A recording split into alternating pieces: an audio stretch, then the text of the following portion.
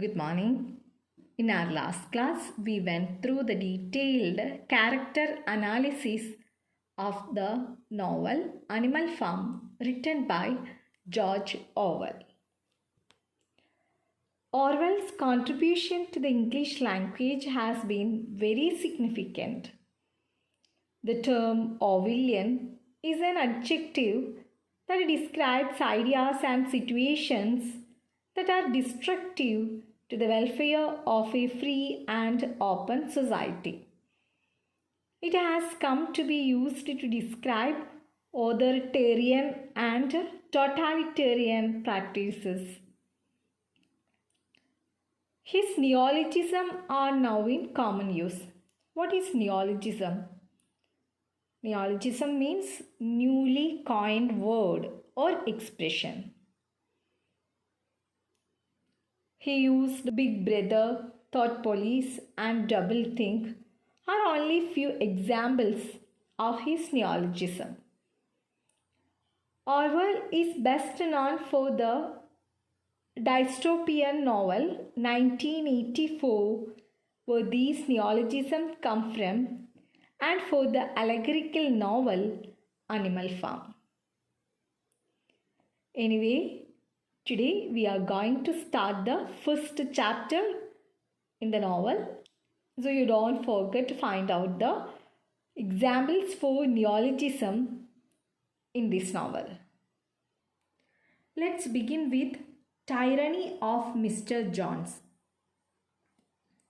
I hope all of you have clear idea about all the characters in this novel. Mr. Jones was the owner of a manor farm. There was many animals in the farm. He was a drunkard and did not take proper care of animals. He used to beat his animals black and blue. Have you heard about black and blue? It's an idiom. It means hurt either bodily, emotionally, or psychologically. Mr. Jones was sleeping. He heard a disturbance and fluttering in the farm. In the farm, the old major above sent a message to all the animals of the farm that they should meet the major. In his message, he said that he had a strange dream that very night. He wished to convey the contents of the dream to the other animals. The owner of Manor Farm, Mr. Jones, locks his hen houses for the evening, but he is too drunk to remember to shut everything before he goes to bed. As soon as the lights are off in the farmhouse, the animals all move and make their way to the big barn, where the old major, wants to address everyone. Old Major lies on a raised platform. The three dogs and all the pigs come in first and settle right in front of the platform. The hens and pigeons sit in windows and the rafters. Rafters means a beam forming part of the internal framework of a roof. I think all of you have got a clear picture about these animals' position through the picture. The sheep and cows settle behind the pigs, and Boxer and Clover, the cart horses, lies down in the back. Clover settles offspring of orphaned ducklings in the crook of her leg as the cantankerous old donkey Benjamin. He is a bad-tempered donkey. And the god Muriel joined the horses. I think all of you have remembered well the character Benjamin. Benjamin was the oldest animal on the farm and the worst tempered He seldom talked, and when he did, it was usually to make some cynical remark. For instance, he would say that God had given him a tail to keep the flies off, but that he would sooner have had no tail and no flies. Alone among the animals on the farm, he never laughed. If asked why, he would say that he saw nothing to laugh at. Nevertheless, without openly admitting it, he was devoted to Boxer. The two of them usually spent their Sundays together in the small paddock beyond the orchard, grazing side by side and never speaking. To begin with, all the animals exist under Mr. Jones's somewhat totalitarian regime and therefore are on somewhat equal footing at this point. However, pay attention to the way in which the animals arrange themselves. That the pigs and the dogs go to the front naturally suggests that they already hold an important place on the farm. While the fact that a pig is giving this speech is another indication that these two species are somehow superior to the others. In this sense, this represents the beginnings of class distinctions on the farm. The foolish mare Molly shakes her braided and berry-bun mane while she munches sugar. I think all of you remembered well the character Molly. She was always very conscious about her hairstyle. Her hair was decorated with beautiful ribbons. She munches sugar and the cat finds the warmest spot between Boxer and Clover. The cat doesn't listen to old Major at all. Seeing that everyone but old Moses, the tame raven, is present, old Major begins. All the animals were now present except Moses, the tame raven, who slept on a perch behind the back door. When Major saw that they had all made themselves comfortable and were waiting attentively, he cleared his throat and began. He addresses everyone as comrades and announces that he is going to die soon but wants to share his wisdom and a dream he had with everyone before he does. He says that the nature of their lives is dreadful. They only get enough food to keep them going, and once they are no longer useful, Mr. Jones kills them.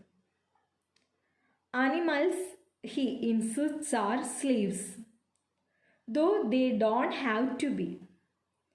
Manor Farm would support many animals comfortably if only humans didn't steal the products of their labor.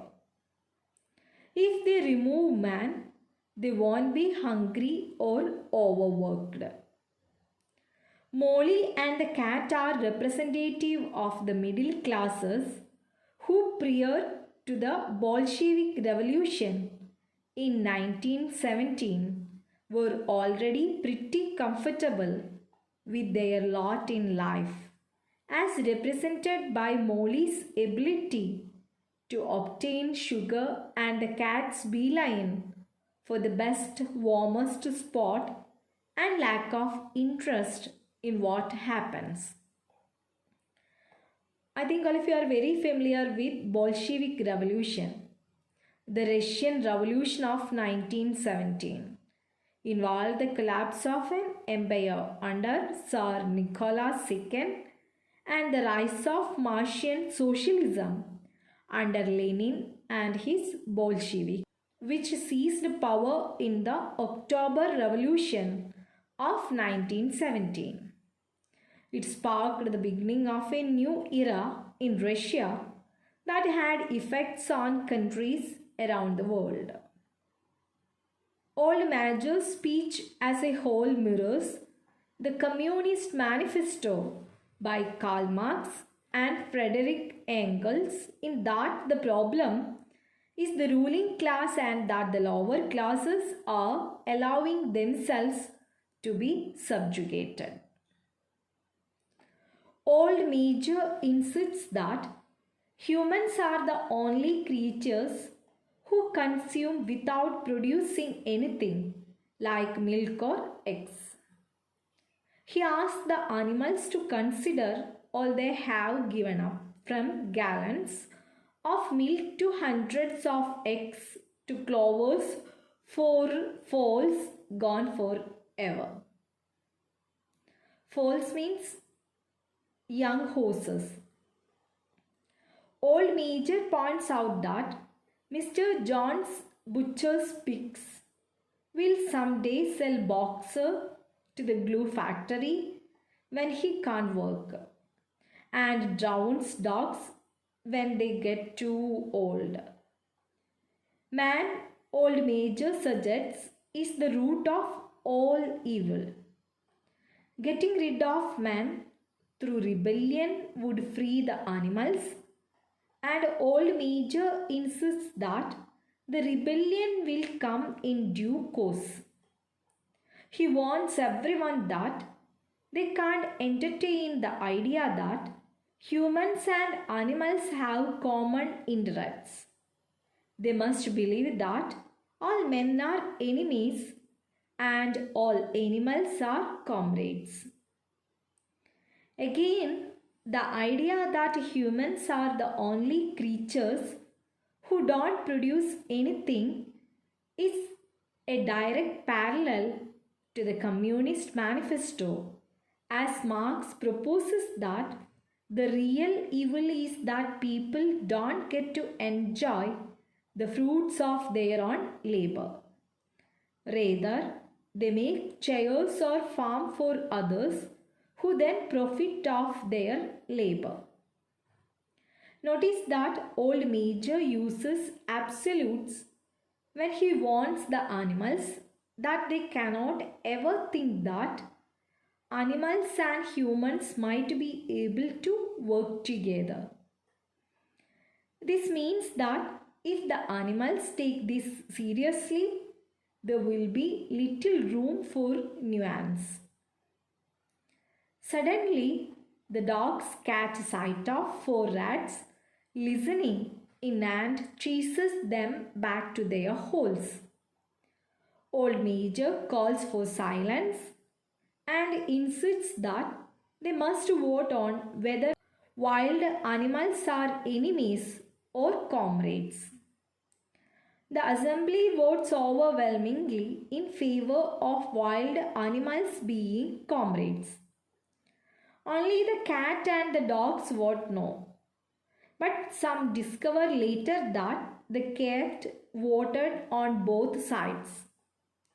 Solemnly, Old Major insists again that they can't forget that man is their enemy. But they also can't ever come to resemble man by drinking alcohol, sleeping in beds, or trading. He also says that animals cannot terrorize each other as they are all equal. Despite the absolutist language Old Major uses, it's important to keep in mind his warning that once the animals achieve a revolution, they cannot come to resemble those who once oppressed them. With this, he alludes to the idea that revolution and rebellion are to a degree cyclical, and it's normal for those who seize power to want to have all of it. while also warning everyone to be on the lookout for corruption.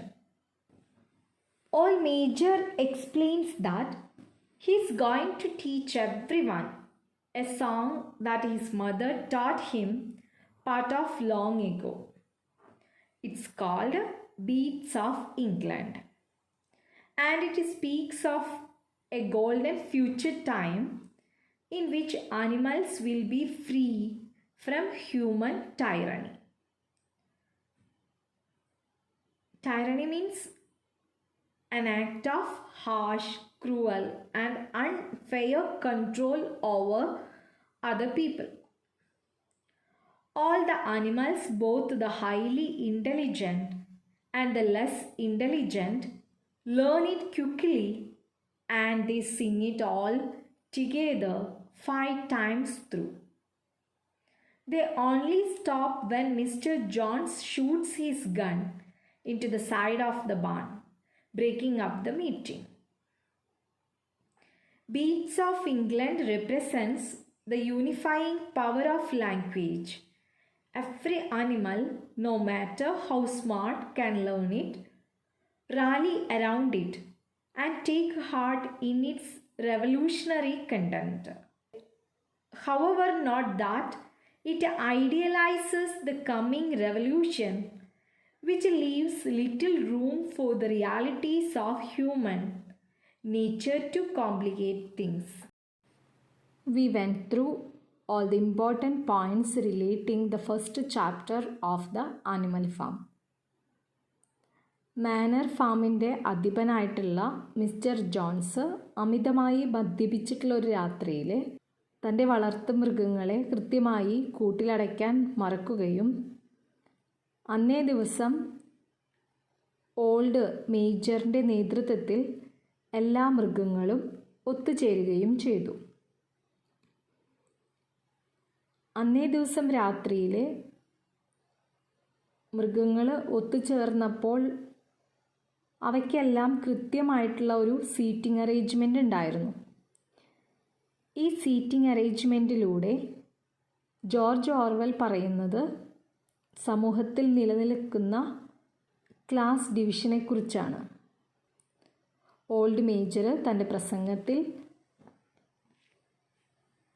മനുഷ്യനും മൃഗങ്ങളും തമ്മിൽ ഒരു കാലത്തും ഒന്നിച്ചു ചേർന്ന് പ്രവർത്തിക്കാൻ സാധ്യമല്ല എന്ന് കൂടെ ഓർമ്മിപ്പിക്കുന്നുണ്ട്. മനുഷ്യൻ്റെ സ്വാർത്ഥപരമായിട്ടുള്ള ആവശ്യങ്ങൾക്ക് വേണ്ടി മൃഗങ്ങളെ കൊണ്ട് കഠിനാധ്വാനം ചെയ്യിക്കുകയും അവയുടെ ഉപയോഗത്തിൽ കുറവ് വരികയാണെങ്കിൽ നിഷ്ഠൂരമായി മൃഗങ്ങളെ കൊന്നൊടുക്കുകയും ചെയ്യുന്നു. അതുകൊണ്ട് തന്നെ 2 കാലുള്ള മനുഷ്യർ മൃഗങ്ങളുടെ ശത്രുക്കളാണെന്നും 4 കാലുള്ളതും ചിറകുള്ളതുമായിട്ടുള്ള ജീവികളാണ് മൃഗങ്ങൾക്ക് കൂട്ടുകാരായിട്ടുള്ളതെന്നും ഓൾഡ് മേജർ തൻ്റെ പ്രസംഗത്തിലൂടെ മൃഗങ്ങളെ ഓർമ്മിപ്പിക്കുന്നു. അതോടൊപ്പം തന്നെ തൻ്റെ അമ്മയിലൂടെ തനിക്ക് പകർന്നു കിട്ടിയ ആ മനോഹരമായിട്ടുള്ള ഗാനം ഓൾഡ് മേജർ ഈ രാത്രിയിലെ തൻ്റെ സഹമൃഗങ്ങൾക്ക് പഠിപ്പിച്ചു കൊടുക്കുന്നുമുണ്ട്. ഇംഗ്ലണ്ടിലെ മൃഗങ്ങൾ എന്ന ആ ഗാനം അദ്ദേഹം വളരെ ഈണത്തിൽ ചൊല്ലിക്കൊടുക്കുകയും മൃഗങ്ങൾ അത് ഏറ്റുപാടുകയും ചെയ്യുകയുണ്ടായി. ആ ഫാമിലെ എല്ലാ മൃഗങ്ങളും ആ പാട്ട് വളരെ പെട്ടെന്ന് തന്നെ ഹൃദിസ്ഥമാക്കിയിരുന്നു എന്നുള്ളത് അത്ഭുതകരമായിട്ടുള്ളൊരു കാര്യം തന്നെയാണ്. 5 തവണയെങ്കിലും അവർ ആ ഗാനം ഉച്ചത്തിൽ പാടുകയുണ്ടായി. നിർഭാഗ്യവശാൽ ആ ശബ്ദം കേട്ടുകൊണ്ട് മിസ്റ്റർ ജോൺസ് ഉണരുകയും അദ്ദേഹം കിടക്കയിൽ നിന്ന് ചാടി എണീറ്റ് വെടിവെക്കുകയും ചെയ്തു. അങ്ങനെയാണ് മൃഗങ്ങൾ പിരിഞ്ഞു പോവുകയും നിശബ്ദമായിക്കൊണ്ട് ഉറങ്ങാൻ ആരംഭിക്കുകയും ചെയ്തത്.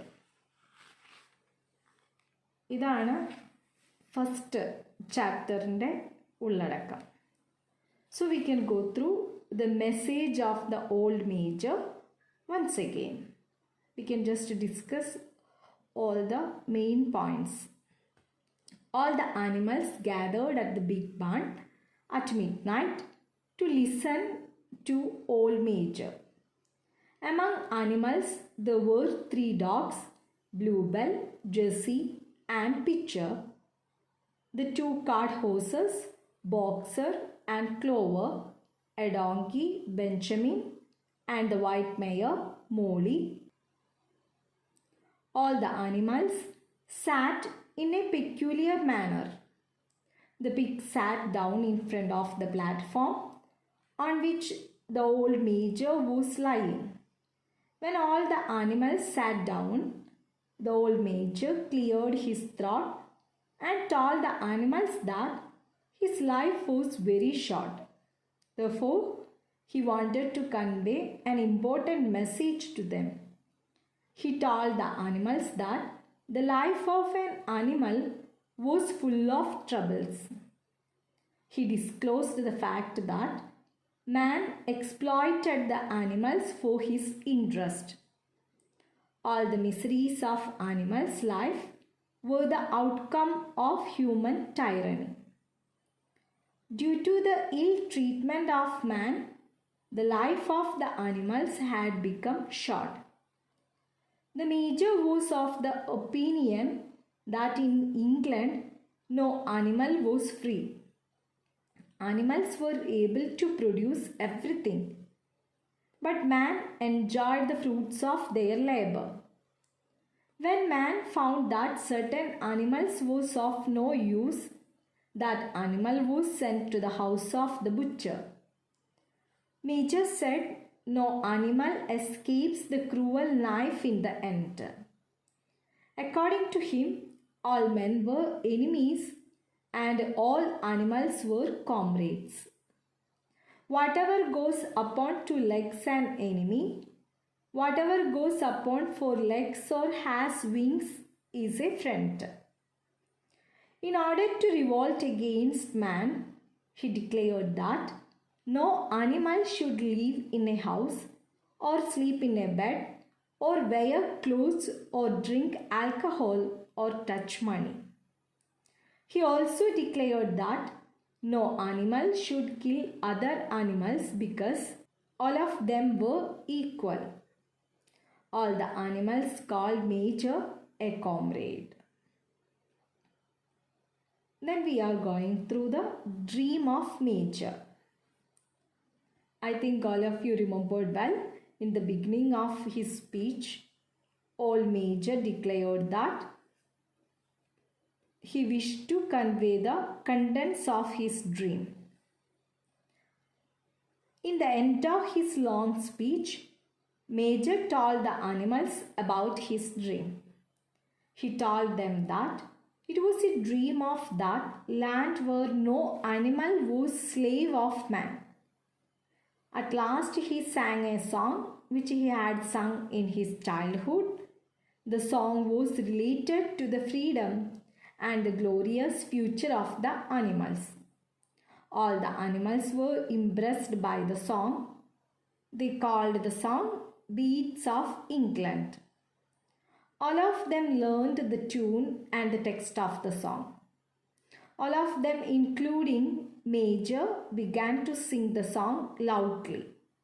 Thus the noise of the song of animals disturbed the sound sleep of Mr. Jones. He thought that a fox had come in the farm. In order to drive away that imagined fox, he fired a shot. At once the animals dispersed and retired to their places to rest. But they did not forget the message of old Major. Based on this first chapter, we can go through the critical comments. In the very beginning of the novelist confirms that the novel is a fable in the sense that the animals behave like human beings. Like human beings, they are led by a leader, old Major. Old Major is a combination of Karl Marx and Lenin, who were regarded as the two great leaders of the communist movement. All the animals are human types and they are flat characters. Benjamin, a donkey, is presented as an observer. He represents intellectual class. The major characters like Napoleon, Snowball, and Squealer are not introduced in this chapter. The novelist satirically says that Jones, the farm owner, cares more for a drink than for his farm. Boxer, the enormous horse, is presented as very strong and perseverant, although not very intelligent. He stands for the labor class. But the most important aspect of this chapter is the notable speech of the old major. He creates the maximum of emotional impact on the listeners. In his speech, he employs several techniques of the great orators. He calls all the animals comrades by saying the life of an animal is misery and slavery. That is the plain truth. He awakens the spirit of revolt in animals, as we find that Marx argued for the overthrow of capitalistic tyranny. Thus, the tyranny of human beings stands for the tyranny of capitalists. The old major wants the animals to avoid the habits of men. Here again, we are reminded of Karl Marx, who appealed to his comrades to give up the luxuries of capitalists. This is the end of the first chapter of the novel Animal Farm. All of you, please go through the chapter 1 in your textbook. We will continue the novel in our next class. Thank you.